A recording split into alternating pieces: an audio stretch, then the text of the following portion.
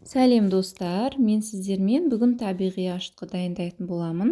Мынау біздің алдында жасап қойған закваскамыздың дрожжевой суы етін. Егер менің видеомды жібермей қарап отырған болсаңыздар, ал егер қарамай қалған болсаңыздар, тағы да түсіндіріп айта кетейін. Табиғи ашытқы жасамас бұрын біз ашытқымыздың суын дайындап алуымыз керек болады.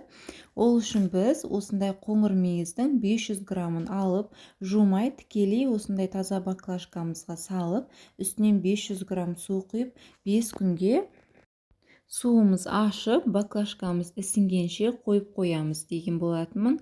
Егер түсінбесеңіздер, бөлек видеосы тұр каналымда, өтіп қарасаңыздар болады.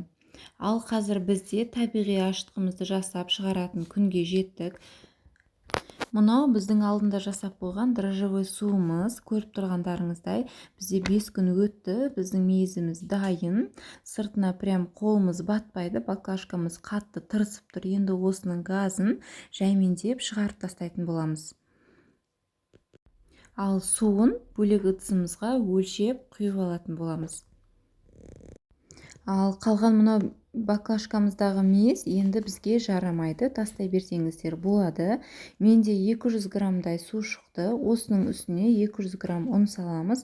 Ұнымыздың жарамдылық мерзіміне қарап қойсаңыздар болады. Шыққан күннен 3 ай өткен болуы керек закваска жасау үшін.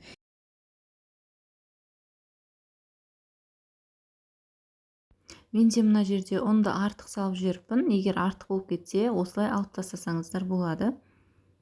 Енді осы екеуін араластырып, бөлме температурасына 7-8 сағатқа қоямыз. Ашытқымыз өздігінен көтерілу керек. Өзінің басынан бір немесе 2 есе еселеніп көтерілу керек. Көтерілген ашытқымызды холодильникке 2 күнге қойып қоямыз.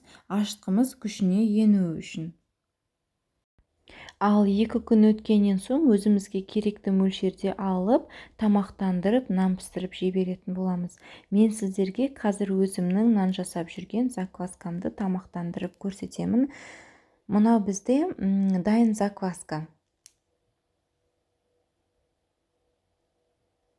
Осыған бірге бір су мен ұнды салып араластырып көтерілгеннен кейін нан жасайтын боламыз.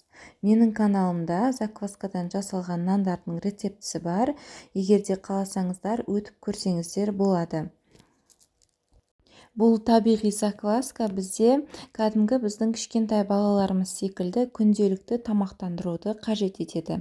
Егерде нан жасайтын болсаңыздар, холодильниктен шығарып, бір күн бұрын тамақтандырып, 3-4 сағатқа қойып, көтерілгеннен кейін нан жасай берсеңіздер болады. Егер нан жасамасаңыздар, тамақтандыра салып, холодильникке көтерілмей салып қоя салсаңыздар болады. Көп күн тамақтанбай тұрған закваска қышқылданып кетеді. Егер қышқылдануын кетіру үшін күнделікті қайта-қайта тамақтандырсаңыздар, қышқылдығын жоятын болады. Ал егерде дайын закваскаларыңыз үйде көбейіп қоятын жер таппай жатсаңыздар, ендеше төгуге асықпай тұра тұрыңыздар. Себебі бұл дайын заквасканы кептіріп сақтауға болады. Ал дайын закваскамызды қалай кептіріп, қалай ұзақ жылдар бойы сақтау жолын мен сіздерге келесі жолы көрсететін боламын. Мінекей достар, жаңа банкіге салған закваскамызды дәл осылай өздеріңізге керекті мөлшерде 100 грамм немесе 200 граммдай закваскамызды өлшеп алып, оның үстіне бірге бір суымызды және ұнымызды салып, осылай араластырып, закваскамызды бөлме температурасына қойып қоятын боласыздар. Ол да осылай 3-4 сағаттан кейін көтерілгеннен кейін барып қана нан жасайсыздар. Көтерілген сәтінде, дәл сол сәтінде түсіп кетпей тұрған кезінде нан жасауға дайын деген сөз. Мінекей достар, бүгін сіздермен закваскамыздың, яғни табиғи ашытқымыздың көптеген қыр-сырларымен бөлістім деп ойлаймын. Өзімнің бар білгенімді бөлістім деп ойлаймын. Егерде менің видеом сіздерге ұнап жатса, әрине қайтарымы ретінде маған тіркеліп, астына лайктарыңызды қалдырып, түсінбеген жерлеріңіз болса комментарийға жазып кетіңіздер, мен сіздерге міндетті түрде жауап беретін боламын.